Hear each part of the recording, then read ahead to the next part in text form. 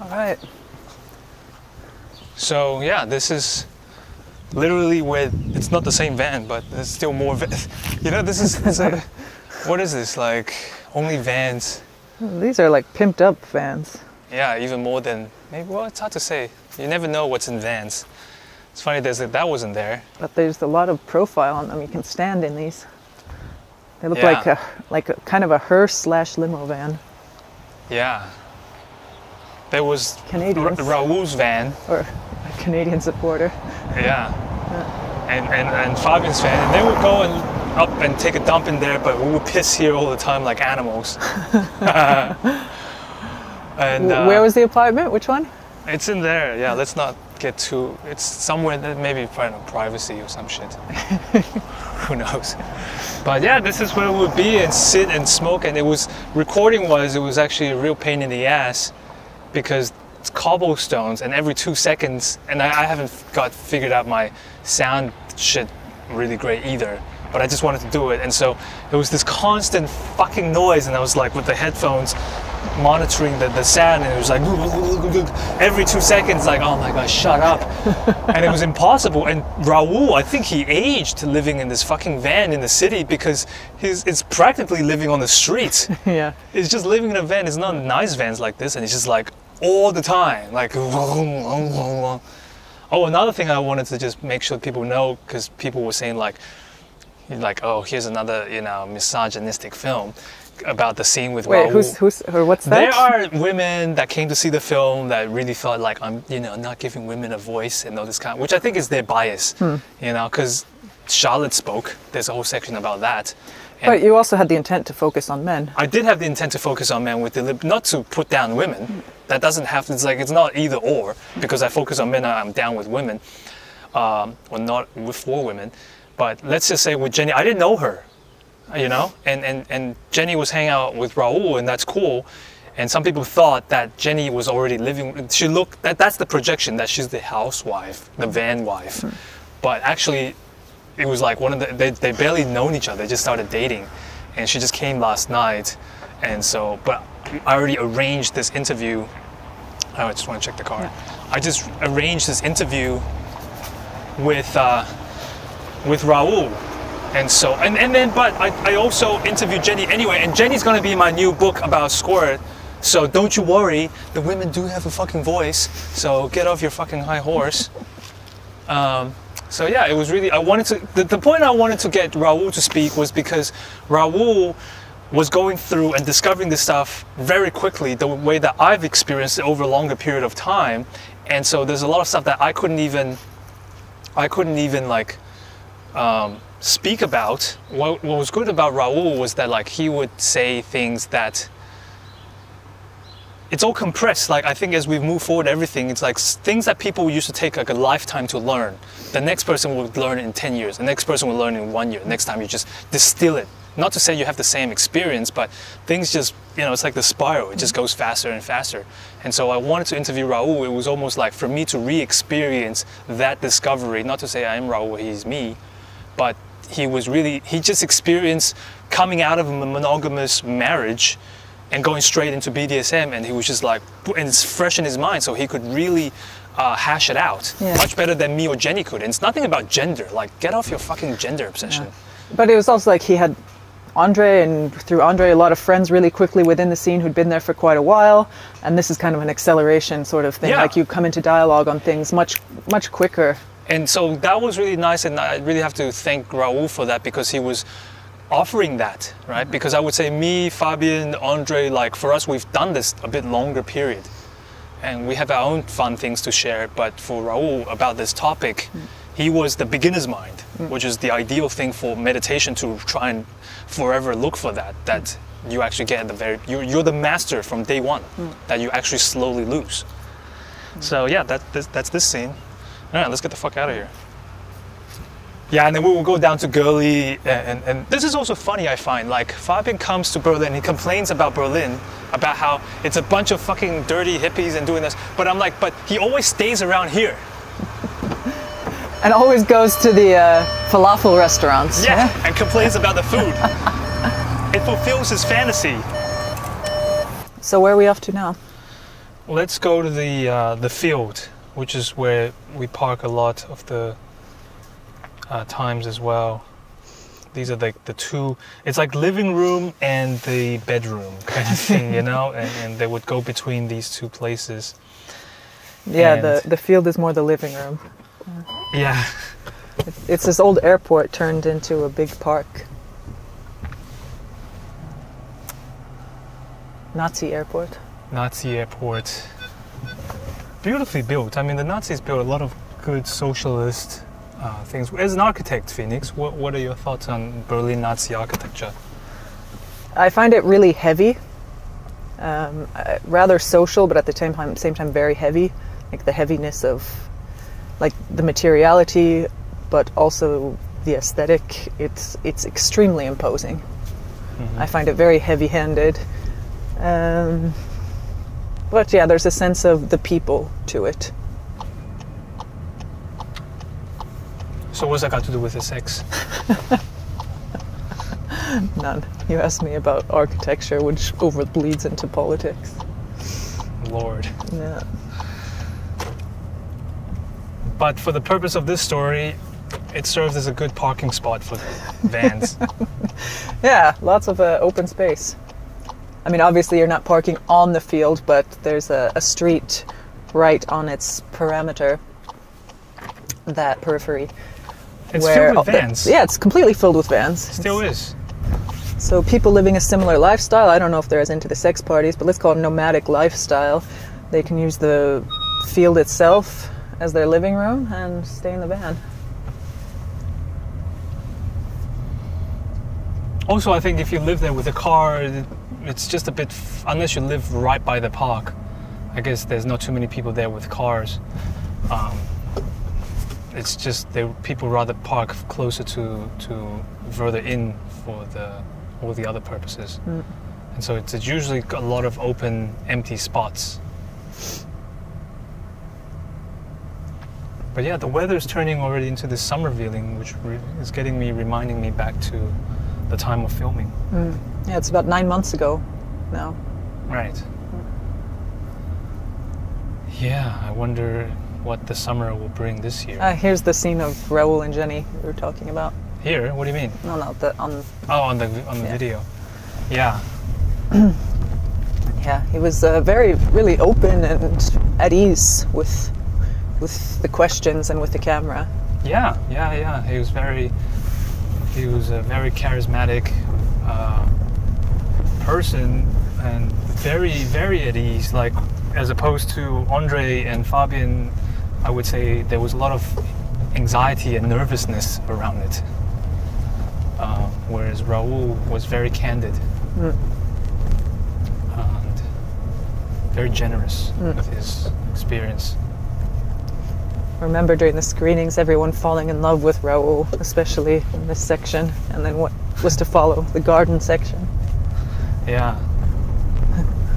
Yeah, and that was really nice that they would invite me to Jenny's garden and do some gardening. I still think this word gardening is really funny. Somehow I feel it's very biblical, very Christian. Yeah. For me, I call it farming. Gardening is like either you're, from the Old Testament, or it's like my mother gardening her garden. But if you're producing, let's call a spade. We've domesticated a lot of these products, right? Gardening is a form of domestication and colonization. These are not wild plants. You can't just drop them out and they just flourish. That's called weeds. It's we have a symbiosis, but it's like calling a dog a wild animal. A dog is not a wild animal. A dog is domesticated, and the same with most of these plants that we eat. It's rare that we eat wild things. But yeah, this gardening term. I mean, Raoul was also he was training to become a priest, which I find also very poetic. He was in his teenage years then, am I right? Yeah, his parents put him in a what do you call that stuff? Like a convent? Convent? That seems so like nuns. he was monastery. Yeah, kind of monastery thing. These are probably not the right terms, but yeah, he was studying theology and I think he still considers, like, I think that I've noticed this kind of calm with some of these people, also with like Mikitazaki, like people that have experience living in a monastery or temple.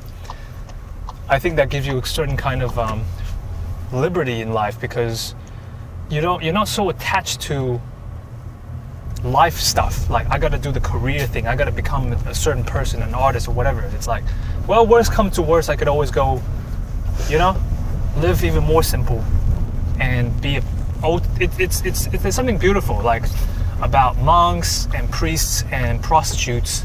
I think these are in some ways all the same in some of the highest social ranks. I mean, yeah, in India, the Brahmin, it's like these spiritual people, but they look down on the what is the lowest caste? The Brahmin's more the business class. I always thought there was some spiritual class. No, that's the sadhus. Oh. And yeah, I'm forgetting the name for the lowest class, but basically the cleaners. Hey, the car spoke something in German. I didn't understand. It said Achtung, and I didn't understand what the rest was. I saw Achtung too, but I was like, Achtung what? Anyway, sorry. Yeah, the lowest class, the cleaners. I'm forgetting that. It's like the homeless people. The what do you call it? People that deal with the dead. Yeah. Beautiful film that the one with the Ganges. Mm-hmm. Where the what do you call people that deal with the dead? Undertakers. Mm-hmm. They take out the bodies and burn them, and I find it fascinating because we're all going to die, and that's why I think priests, homeless people, undertakers, sex workers, prostitutes, they're all very similar in the sense that like they're the least in denial of humanity. And they see it in all of its forms, not just what we want to present for exactly, because it's so direct, so private at the same time. You're gonna die, you're gonna fuck, well, you want to fuck. Here's beautiful Raoul in the dress. Yeah. And it was such a great afternoon. And this is funny because it was first inspired by Andrei. He sent me his video of him riding the horsey, and that was one of the also initiating things that like, well, we should do a film all around this. Like, that's the starting point. It's hilarious. It's great. And he also saw the comedy, and then he begged you to wear your harness, and he got on the horsey and would love to be filmed by it. But then he used that as a fucking power manipulation thing of like, you don't get to use that because I don't feel good. And it's like, grow up, fucking child. And anyway, but Raoul had no shame. And beautifully, is beautiful. And the funny, here's the thing. And Andrei, maybe let this be a lesson. Like, women love it. Yeah. I don't know one woman that saw this and was like, gross. Like, every woman was like immediately creaming their pants. Was like. But isn't that maybe the conflict for him, that there are certain people who he would feel good with seeing that, and there are certain people that he wouldn't, and this is the huge conflict for him. Yeah, right. He has a huge conflict of like, he said this once where like, well, I don't want to give stuff to people I don't want to give, like, show, Yeah. He's very protective of what he wants to share, and he's not open to sharing sides of him to people he doesn't want. I can relate to that from a side of me from a few years ago. That was like. Oh, so now you don't? No, I'm not saying I don't at all, but it's less now than it was a few years ago. A few years ago, it was very intense for me, this feeling. Would you say that's related to insecurity and inferiority complex? Yes, and also I would say to low confidence. In terms of sense of purpose in life and feeling like that you're fulfilling your own individuation in your path, that you're in a place where you feel secure, or like you're like what you're doing, or secure. At that point in my life, it was more like I felt like I didn't need to justify my decisions for anybody else, but I also felt I didn't have the security or the confidence to justify them to other people. I think it's also related to like, if you haven't built up yourself to yourself, like I'm not talking about validation from other people, but validation from yourself, then it's scary because it's like, well, who am I? And I think this is commonly one of the things that people that young, and it's fine. I don't think people should be pushed to take psychedelics. You should do it when you're ready. But one of the first me myself included, is that the fear that you might know yourself even less. And if you don't know who you are, you can't let that go. Yeah. Because there's nothing to let go. God. Hey, to get to that street we want to go, you need to turn around. Yeah, sorry, I'm just following this GPS blindly, and we need to turn around. So, can I do U-turns? Yes, I can. It's dotted, right? So that means you can. I'm gonna go into that thing. Yeah. Can't really go into it. No, but just park there. Just okay, that. All I see are McDonald's adverts. I should be sponsored. There's this big festival here every May. Jesus Christ. What is it? It's this like Volksfest, they call it in German, People's Party, but basically like a Tivoli carnival. What's Tivoli? Tivoli is like a carnival, like with rides, right? Games. Sounds horrible. Amusement park. It's like Pinocchio's festival before he gets turned into a donkey. Yeah. Massive unconsciousness. But it's somehow a rite of passage. Like when that comes here, every summer I used to live right on the other side of this park, and I cycle through here a lot. You just like have this feeling like, oh yes, now summer has arrived in Berlin, and the whole vibe changes of the whole city. All of a sudden, everybody's outside all the time. Everybody wants to do things. It's like a massive cultural difference here between the winter and basically starting now.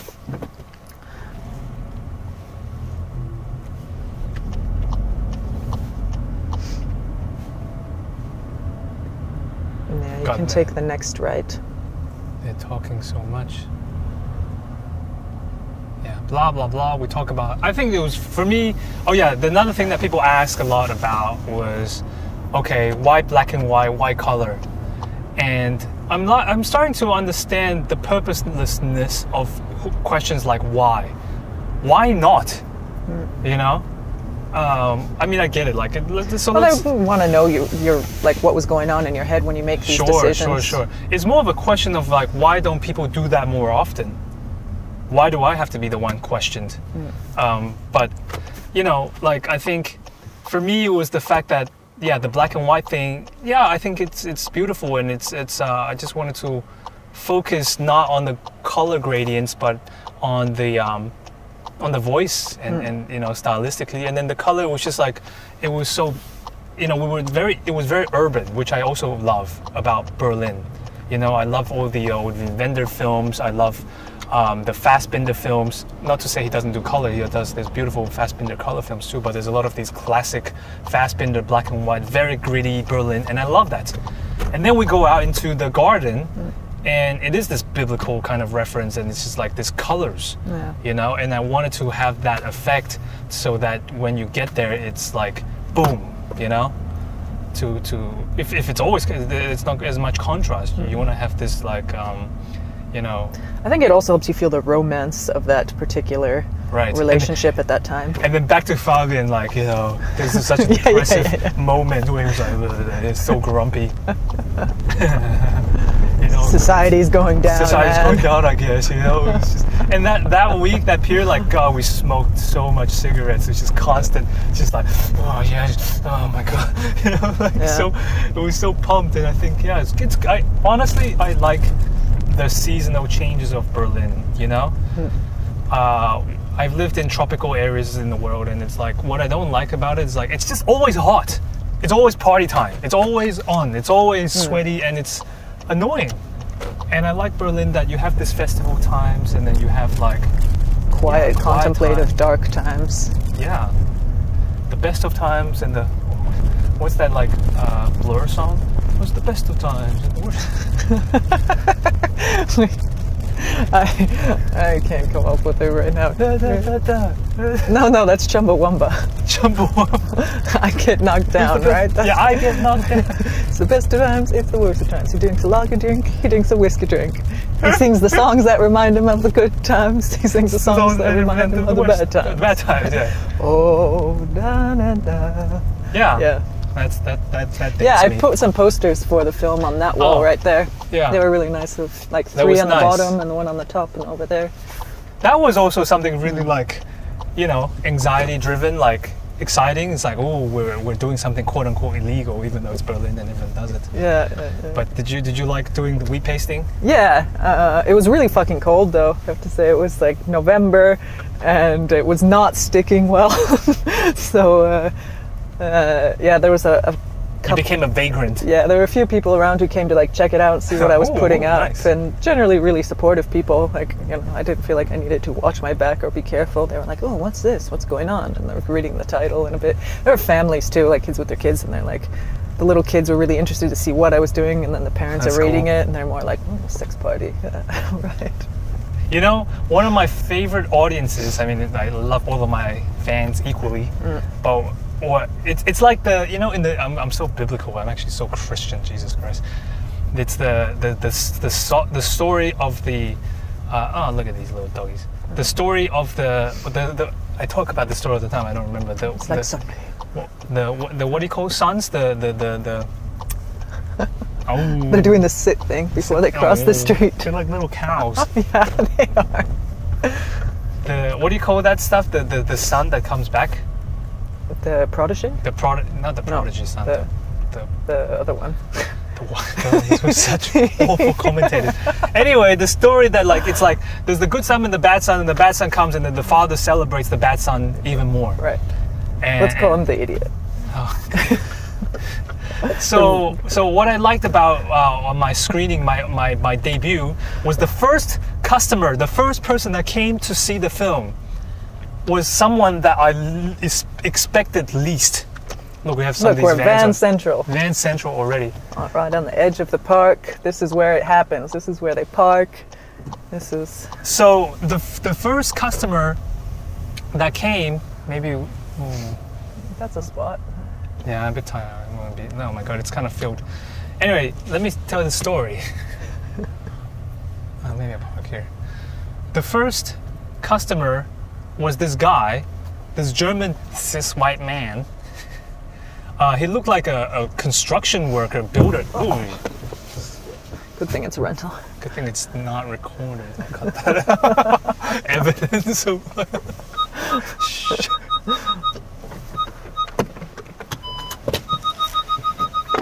So, yeah, this is fucking story. The first guy that came to see the movie was this huge white dude. He was wearing like workers' gear, which is, there's nothing wrong with that. It's great. He came alone, like 10 minutes before the screening started. He had no friends. Came alone and was just like, I got my ticket. Where do I see this? You know? Yeah. I thought it was so cool. Yeah. It was so great. Like, that's a person that I would have never thought that I could connect with or whatever. And you asked him how he heard about it. No, found I was out too about it. scared. Oh. He looks like this, you know, excuse my lack of, my bias and prejudice, like just some redneck white guy from Neukölln or Wedding or something, and that's my bias bullshit judgment, right? Yeah. But it's really like that. Like I thought he was like a construction worker at the cinemas, but he was like so enthusiastic. He had this ticket. He's like, and it was almost like, can I help you? Like he didn't look the part. Like all the other people, a lot of the people were like sex positive community people or LGBTQ people, queer people, blah blah blah, and it's cool and interesting and whatever. But there was that one guy. Yeah. And I have actually, and I wonder if he'll watch this. I have this one guy that follows me on Instagram, and I follow him too. He's this like anti-vaxxer, masker, redneck guy from Wyoming or something. And his whole following thing is more like Fox News type people. And then me. You know? And I don't have any qualms against him. I like him. I like watching his content in Wyoming. And I see his frustration, and I don't necessarily agree with his politics, but I get it. I understand him as a person, I think. And I wish the best for him. And same as this guy that came to see the movie, you know, bought a ticket like everybody else. I wonder how, and I wonder, did he see like one of their posters, the poster that you put up or something, and he's like, oh yeah, check this out. A film about an Asian dude with my butt naked on the poster because fucking Andrei refused to be on the poster. And I'll fucking get naked on there. Like, it was one version of the posters. Yeah, I think the best version. One day I think we should have an NFT about it. Yeah, that would be amazing. Yeah. We have an NFT. You know what we could do? We set up an NFT and we sell it to each other and fucking pump it up. You know? The one with Andrei and the horse. Yeah, and then he has to buy it, and then we fucking rug pull the shit out of him. Get it up to like $300,000 worth. 300,000 Schmidt coin fucking, you know, bonanzas.